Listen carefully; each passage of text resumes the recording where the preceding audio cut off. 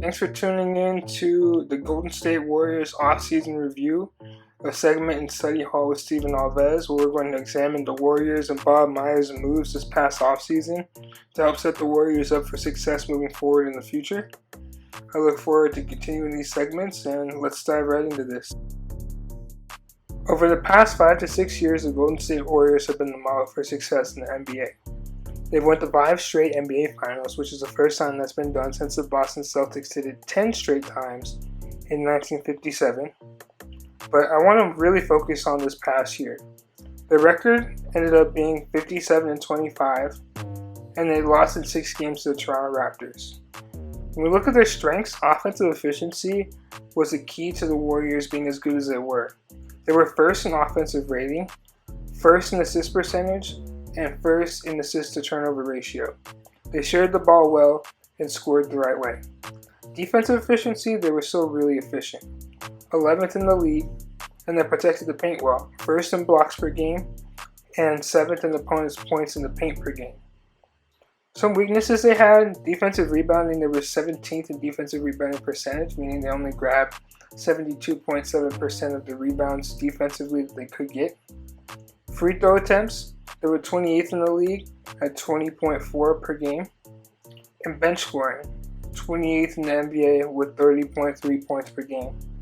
Now, all that's kind of relative, right? Especially with the bench scoring when you have a starting 5 of Kevin Durant, Klay Thompson, Steph Curry, Draymond Green, and Kevin Looney.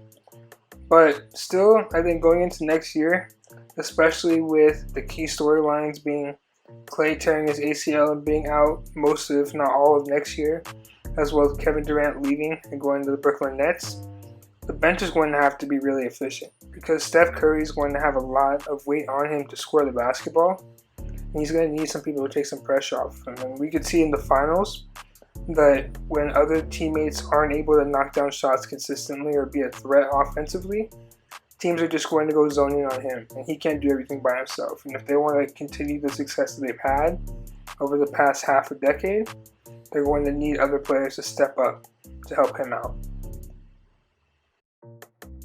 So now let's look at the returners for the Golden State Warriors next year. We have Stephen Curry. He's an All-NBA talent, 2-time MVP, perennial All-Star, and arguably a top 5 player in the NBA. We have Klay Thompson coming back next year. Unfortunately, Klay tore his ACL, so he's more than likely not going to play throughout the regular season. If the Warriors get to the playoffs, then there is a chance he might be available for that, but they're going to have to go through the regular year without him. Jacob Evans, he was a rookie last year, played about 7 minutes a game. Alfonso McKinney, he played about 14 minutes a game throughout most of the Warriors season. He was really valued by the Warriors coaching staff for his ability to knock down the outside shot and play consistent defense on the perimeter. Draymond Green, All-NBA talent, good ball handler, good passer, good shooter, really a Swiss Army knife, right? One of the best defensive players in the NBA that we've seen in a long time.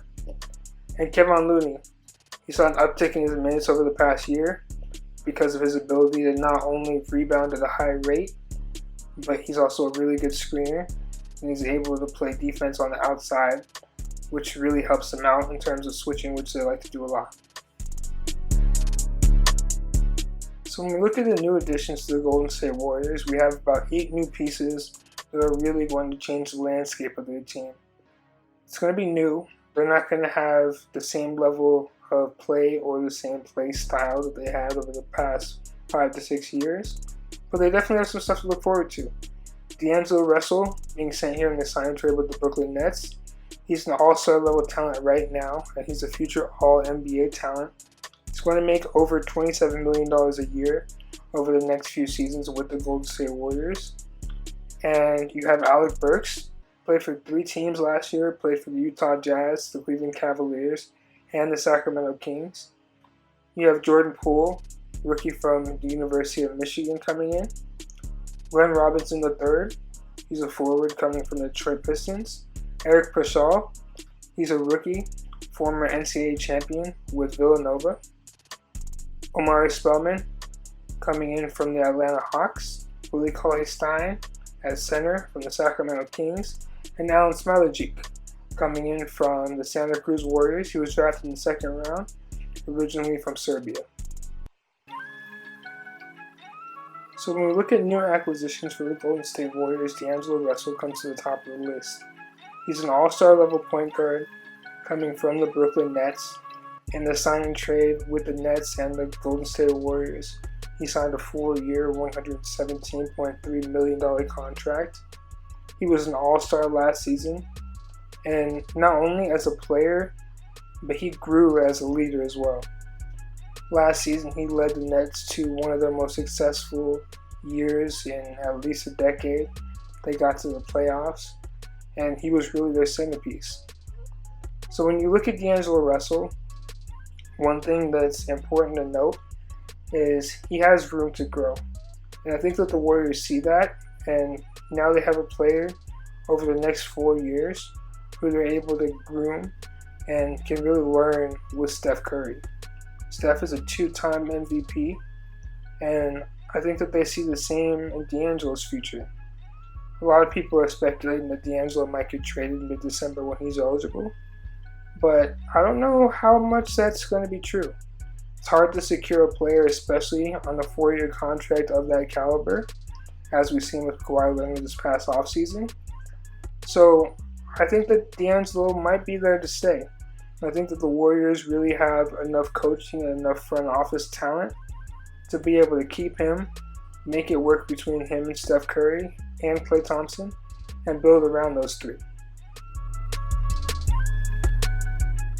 In the past, the Warriors haven't really been known for their pick and roll play, but with the addition of D'Angelo Russell and some of their offseason acquisitions, they're really going to have to play a lot more pick and roll than they played previously. D'Angelo Russell is a master at playing pick and roll. He's able to score at all 3 levels. He can get to the rim with ease and score at the basket. He's also able to hit mid-range shots from pick and rolls, and he can shoot the 3 out of pick and rolls. There really aren't many players in the league capable of doing what he can do out of those sets, and his talent is really unmatched when it comes to that. So I think that the Warriors, especially with Steph Curry, are going to be dangerous when it comes to pick and rolls, because you have players like D'Angelo facilitating the ball, and Steph, being Steph, is able to run routes and get open really easily, which will stop players from helping on D'Angelo or helping on the roller, or leaving Steph wide open for 3. Along with pick and rolls, D'Angelo is really a great catch and shoot player. He's able to set his feet right, he has a quick release and a great arc that allows him to get off tough shots. But he's also really good at reading the defense and making sure he knows when to take appropriate shots. That's due to his maturation over the past couple of years, which is really showing improvement and gives the Warriors hope moving forward in the future with their franchise. Alec Burks is next on the list. He's a shooting guard coming from 3 teams, the Utah Jazz, Cleveland Cavaliers, and Sacramento Kings, who we all played for last season. His specialties include being a cutter and handoffs, and he signed a 1-year, $2.3 million contract with the Golden State Warriors for next season. Really looking to prove his ability and his worth, and I think that his skill sets not only fit in with how the Warriors have played in the past, but how they're looking to transition with their new pieces moving forward in the future. So the first thing to note with Alec Burks is his ability to cut and move without the basketball. He's great at reading the defense and finding spaces to get to the rim, which will really help out a lot with the Golden State Warriors. That's really how they like to play, and I don't think that itself is going to change too much going forward in the future. He also is really good at reading handoffs and finding ways to score off of them. He can really score all 3 levels off the handoffs, as you can see right there with the 3. He's also really good at getting to the mid-range off of handoffs. But something that's really underrated that I think is going to help him out a lot next season, especially with Kevin Looney and Draymond Green setting screens, is he can get to the rim off of handoffs as well. And that itself is a special talent. I think that's going to get him a lot of easy looks and help his teammates out a lot. Last season, he scored about 36% from 3, and he really upped his 3-point percentage. It's going to help to open up the floor and really take some pressure off of Steph Curry and D'Angelo Russell next season, and that might be one of, if not his biggest qualities for them next year. Next, we have rookie Jordan Poole coming from the University of Michigan. I'm really excited to see Poole step into this role with the Golden State Warriors. I think he's a perfect fit for them, for the players that they got this upcoming season, for how they played in the past, and I think just integrating both together, I think is going to be huge for him as a player and for his play style. He's a shooter, and he's really good at handling pick and rolls. He signed a 4-year rookie contract. It's worth $10.1 million, and there's a team option in the 3rd and 4th year for him moving forward. So when you look at Jordan Poole, the things you're going to notice about his jump shots is he has a really quick release, he can shoot from range, and he's always comfortable shooting the basketball. Right? He doesn't waver or he doesn't second guess himself, and that makes him a really dangerous shooter. But not only shooting, his pick and roll game is really dangerous as well. He's great at reading space to get open for 3 from pick and rolls, and that's really going to help out a lot next year, especially with the way that they're going to play with Steph Curry and D'Angelo Russell. He's just yet another piece that's able to really use their bigs in the right way and score efficiently off of them. He's also a really good cutter. I think that was shown last year in Michigan. He's able to find space and get to the rim without the ball. And moving without the ball is going to be huge for Golden State, as that's really been their bread and butter for a lot of their players in the past. Next we have Glenn Robinson III, son of former 2-time All-Star and NBA champion Glenn Robinson. He's a freak athlete, he's a great cutter, he's a really good defender, and he's coming from the Detroit Pistons. He's going to play small forward for the Golden State Warriors next season, and he signed a 1-year, $1.8 million contract to help them add some athleticism on the wing. He's going to be able to finish well in transition, and he's also going to be able to defend some higher level 3s and some 2s next year for the Warriors. Especially with Clay gone, they're going to have somebody that can step in and fill that gap, and he's probably more than likely going to be that guy to have to take that challenge almost every night. When you talk about a freak athlete, one of the first basketball players that comes to mind has to be Glenn Robinson III. He's a son of former NBA champion and 2-time All-Star Glenn Robinson. He's already won an NBA dunk contest, and he finishes really hard in transition. But one of the most underrated aspects of his offensive game has to be his ability to move without the ball. He shifts the defense, and it creates easy opportunities for not only himself, but his teammates as well.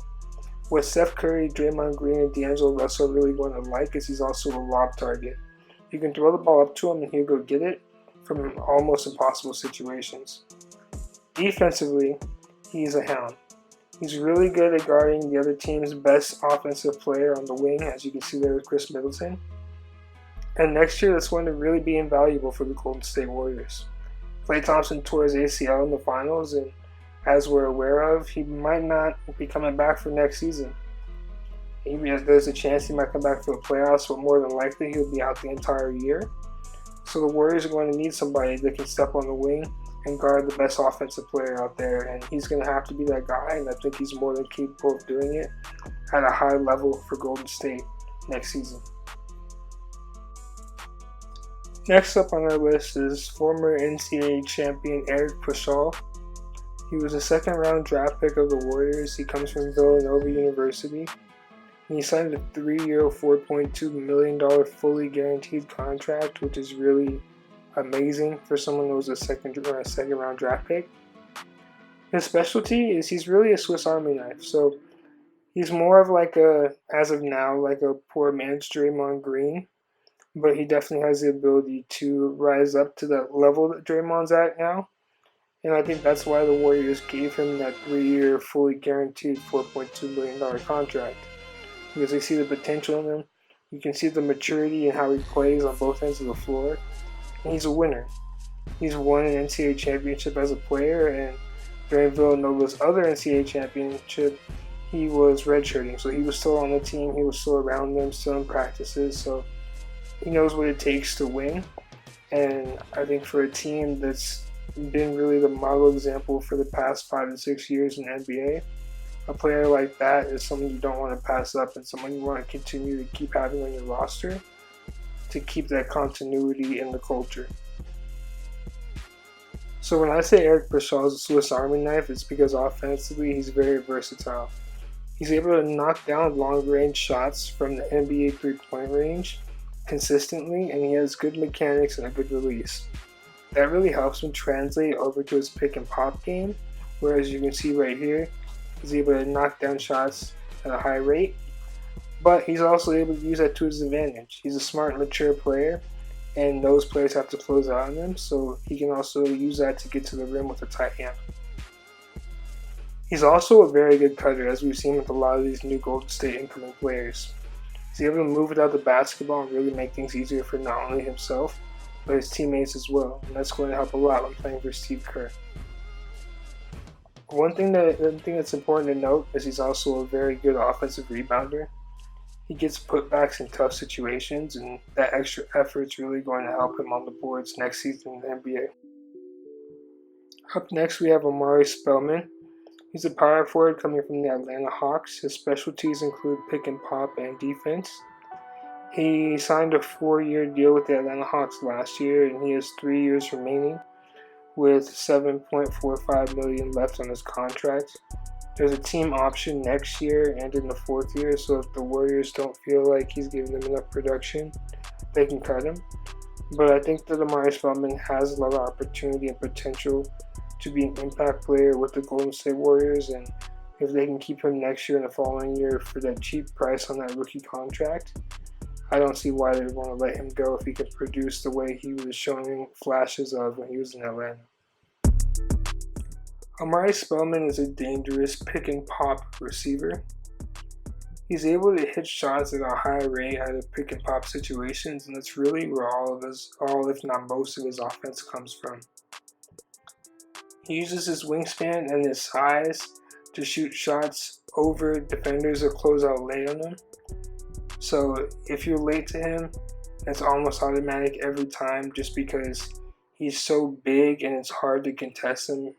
In the NBA, you have to make shots hard for players if you want them to miss. And with him, it's tough to do. Defensively, he's very versatile. He can guard players on the perimeter, but that's mainly because of his wingspan.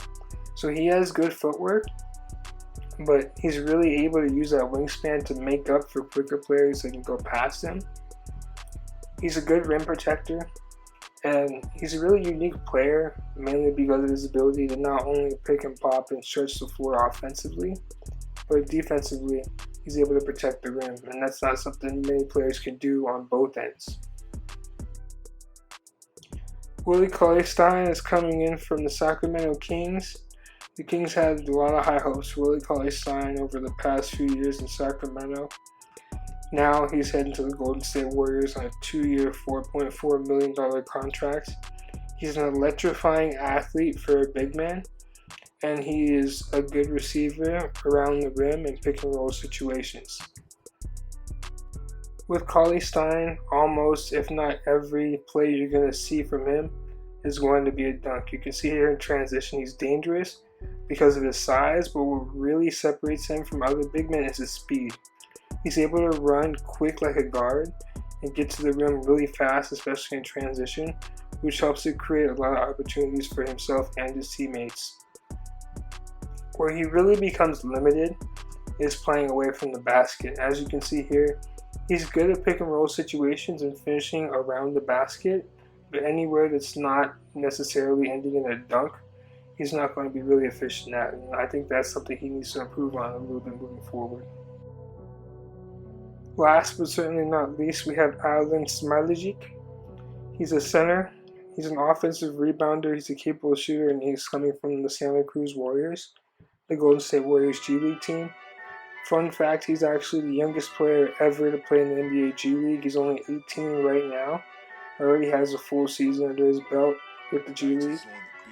He signed a 4-year, $6.1 million rookie contract with a team option the 3rd and 4th year.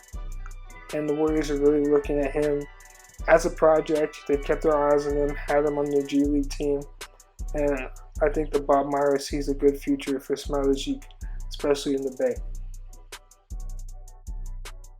As previously alluded to, Smailagic is an extremely efficient offensive rebounder. He creates lots of second chance opportunities because of his ability to follow up missed shots. He's patient with his putbacks, and he knows how to go back up, read the defense that's around him, and make sure that he follows up with second chance opportunities. That's going to be huge for him next year, especially since he's not going to be able to take a bunch of shots if he gets on the floor. He's also a capable three-point shooter.